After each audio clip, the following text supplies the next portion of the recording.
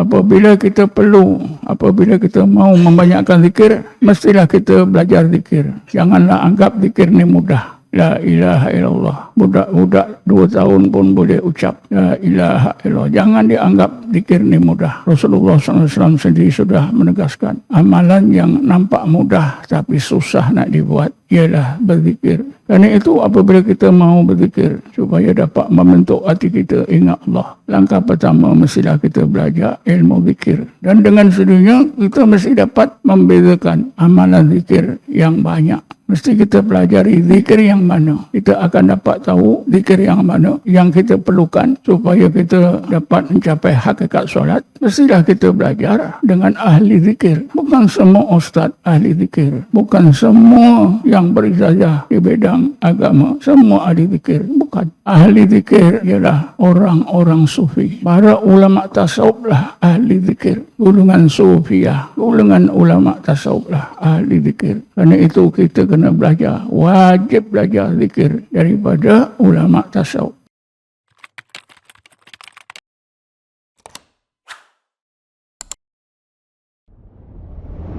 Lalu kita mendengar tentang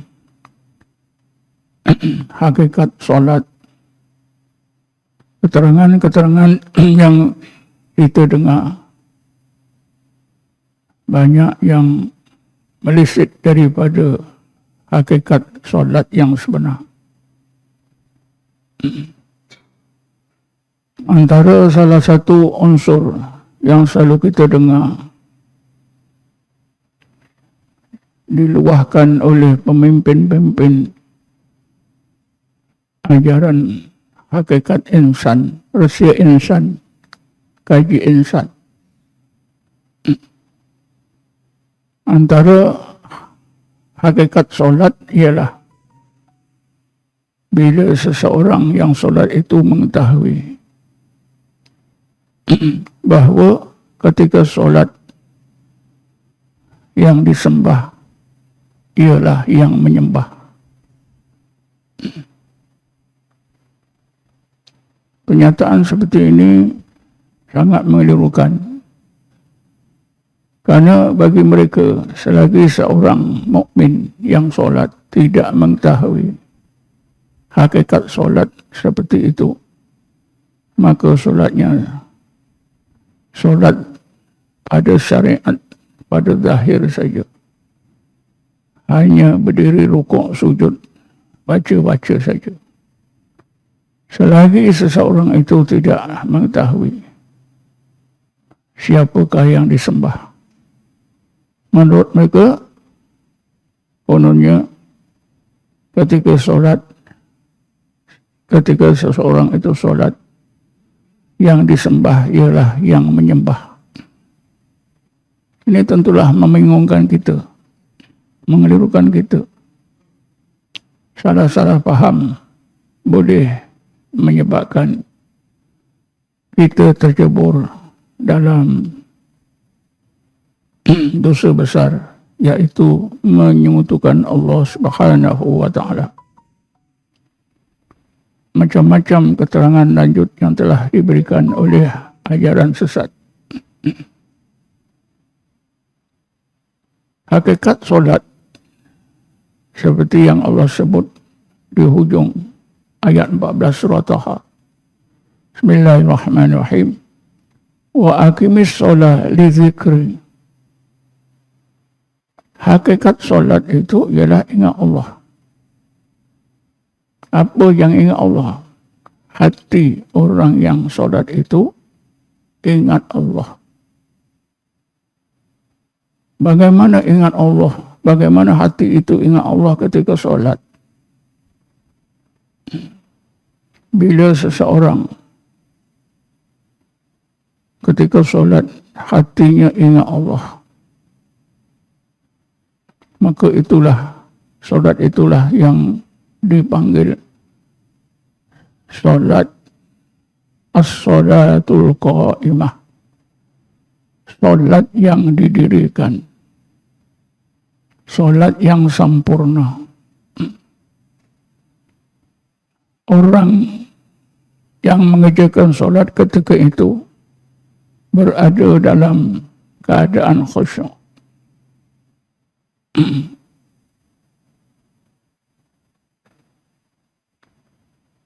Jadi itulah asas pemikiran hakikat salat. Seterusnya, kalau seseorang itu benar-benar hatinya ingat Allah, khusyuk ketika mengerjakan solat, maka kita akan dapati beberapa ciri hakikat solat. Yang pertama, roh orang tersebut benar-benar merasa berdepan dengan Allah, hampir dengan Allah Subhanahu wa ta'ala. Inilah yang disebut oleh setengah ulama as-salatu istiftahun lil babil ghuyub. Salat itu ketika seseorang mengerjakan salat, rohnya akan tertumpu kepada rahsia-rahsia Allah di alam gaib, yaitu di alam malakut.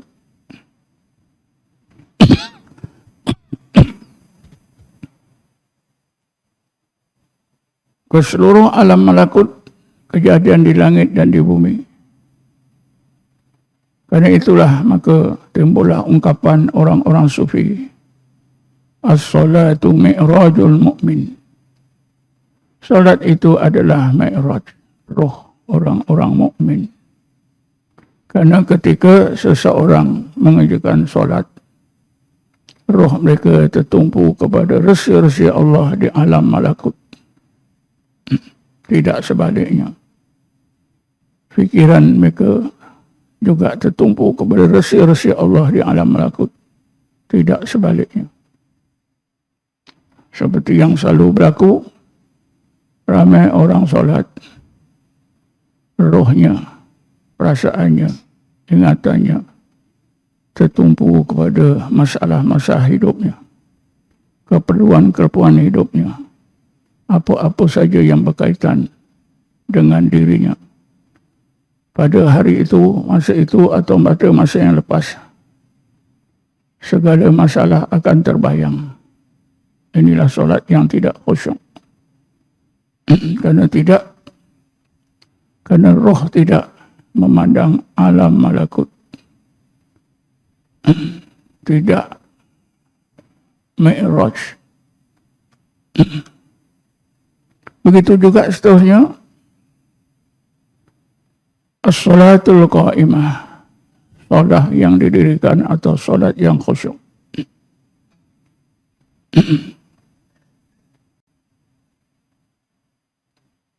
Hati orang tersebut sentiasa melakukan munajat kepada Allah Subhanahu wa ta'ala.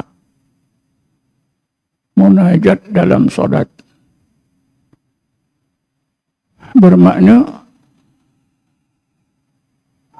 kata-kata hati terus berhubung kepada Allah Subhanahu wa ta'ala, mengadu kepada Allah, memohon kepada Allah.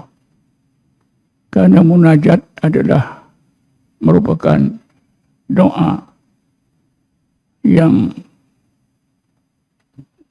dilakukan di dalam hati ketika orang tersebut merasa Allah sangat hampir, Allah beserta dengan dirinya. Fa'idha sa'alaka ibadi anni fa'ini qarib. Ya Muhammad, apabila ada hambaku bertanya tentang aku, fa'ini qarib, sesungguhnya aku hampir, sangat hampir, maha hampir. Bismillahirrahmanirrahim. Wa huwa ma'akum aynama kuntum. Allah itu beserta kamu dimanapun kamu berada. Jadi ketika solat itulah hati orang yang mengerjakan solat itu sekiranya mau sampai pada hakikat solat, seluruh hati sentiasa munajat kepada Allah Subhanahu wa Ta'ala. Munajat adalah doa yang tidak ada suara, merupakan lintasan-lintasan hati, khatarat al-qalbiyah. Itulah di antara hakikat solat. Bukanlah seperti tadi, hakikat solat itu mesti tahu siapa yang disembah. Yang disembah ialah yang menyembah. Sebenarnya kata-kata tersebut mengandungi unsur-unsur yang menyesatkan dan sangat menirukan orang ramai. Seterusnya, hakikat solat. Orang yang mengerjakan solat itu oleh kerana sentiasa memandang Allah, munajat kepada Allah, maka Allah akan kurniakan, akan kabulkan apa yang dimunajatkan itu. Antaranya, Allah akan bersihkan hatinya daripada berbagai kekotoran dosa, kecil maupun besar. Sehingga hati akan menjadi bersih sebersih-bersihnya. Para ulama tasawuf zaman dulu membayangkan, menggambarkan bersihnya hati ketika itu seperti juga galian emas yang sudah dibersihkan daripada apa juga unsur yang mengotorkan, yang layak disimpan di dalam perbendaharaan raja. Karena itulah maka solat disebut as-salatu ma'dinul musafat. Solat itu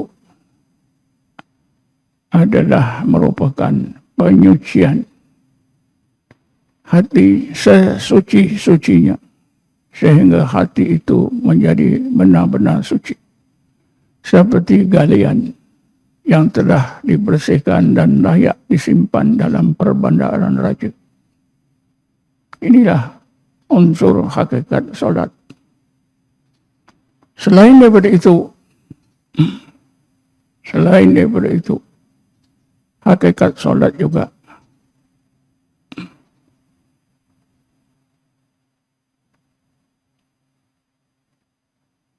orang yang mengerjakan solat yang qaimah, yang khusyuk, ketika itulah Allah limpahkan berbagai rahsianya, antaranya berbagai ilmu, berbagai kepahaman, berbagai hidayat, terus ke dalam sir.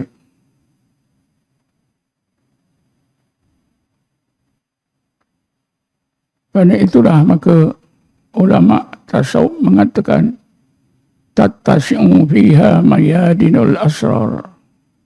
Di dalam solat itu ruang sir semakin luas, semakin luas.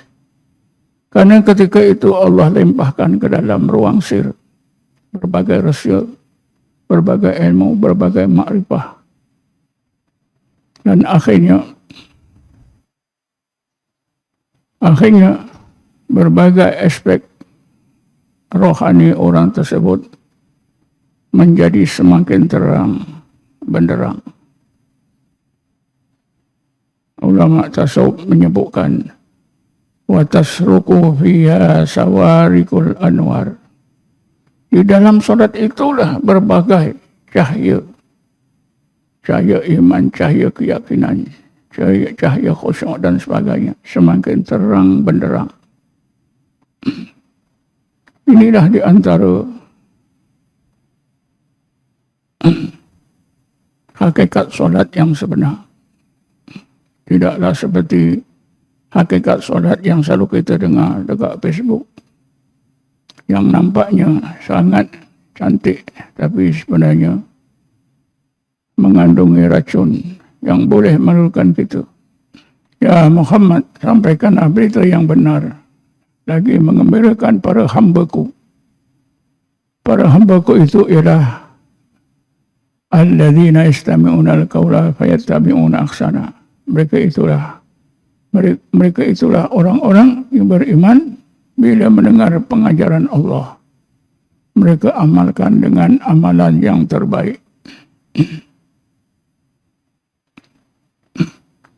Mudah-mudahan dengan ketakwaan kita dihidupkan Allah dunia dan akhirat penuh rahmat. Seperti Allah sebutkan, Bismillahirrahmanirrahim, Inna rahmatallahi qaribun minal muhsinin. Sesungguhnya rahmat Allah itu sangat hampir kepada golongan muhsinin. Oleh karena hakikat solat itu seperti yang Allah sebut di hujung ayat 16, ayat 14 surah Taha, wa aqimis solat dzikri. Hakikat solat itu ialah ingat Allah seperti yang dihuraikan tadi. Maka untuk mencapai ingat Allah yang sebenar, sehingga dapat mencapai ciri-ciri yang telah disebutkan, maka perlulah kita banyakkan zikir. Apabila kita mau membanyakkan zikir, mestilah kita belajar zikir. Janganlah anggap zikir ni mudah. La ilaha illallah. Budak-budak 2 tahun pun boleh ucap. La ilaha illallah. Jangan dianggap zikir ni mudah. Rasulullah SAW sendiri sudah menegaskan, amalan yang nampak mudah tapi susah nak dibuat ialah berzikir. Kerana itu apabila kita mau berzikir, supaya dapat membentuk hati kita ingat Allah, langkah pertama mestilah kita belajar ilmu zikir.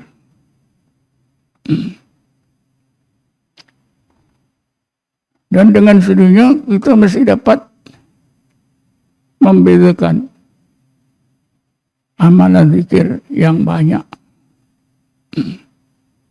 Mesti kita pelajari zikir yang mana. Kita akan dapat tahu zikir yang mana yang kita perlukan supaya kita dapat mencapai hakikat solat. Mestilah kita belajar dengan ahli zikir. Bukan semua ustaz ahli zikir. Bukan semua yang berijazah di bidang agama semua ahli zikir. Bukan. Ahli zikir ialah orang-orang sufi. Para ulama tasawuf lah ahli zikir. Golongan sufiyah. Golongan ulama tasawuf lah ahli zikir. Kerana itu kita kena belajar, wajib belajar zikir daripada ulama tasawuf. Kalau kita mau membentuk hati kita menjadi hati ahli zikir, nampaknya memang mudah zikir. Siapa pun boleh sebut, dengar sekali pun boleh buat. Sebut Allah, Allah lagi ringan, lagi senang. Tapi tak boleh tiru-tiru begitu saja. Mestilah belajar daripada ulama tasawuf.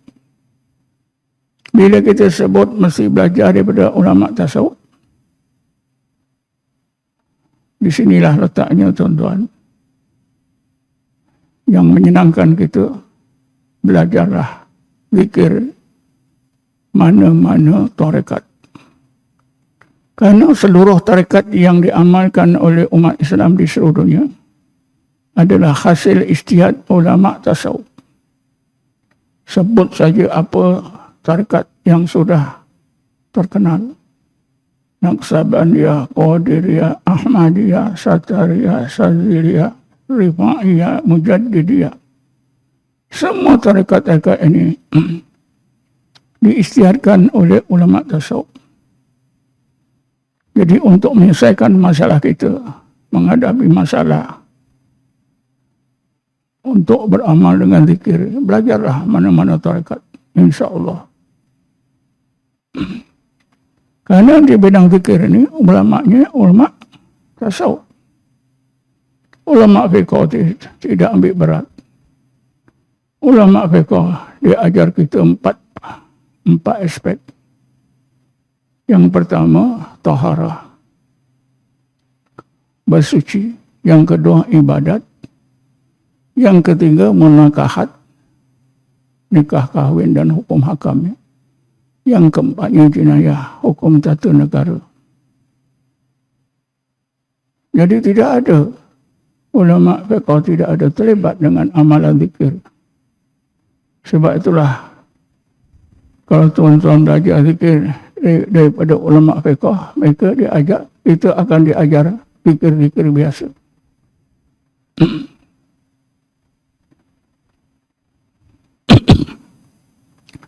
Ulama tauhid mengajarkan tauhid, tidak mengajarkan zikir. Karena amal zikir itu di bidang tasawuf. Ulama tasawuf lah yang mengajarkannya. Kalau kita dapati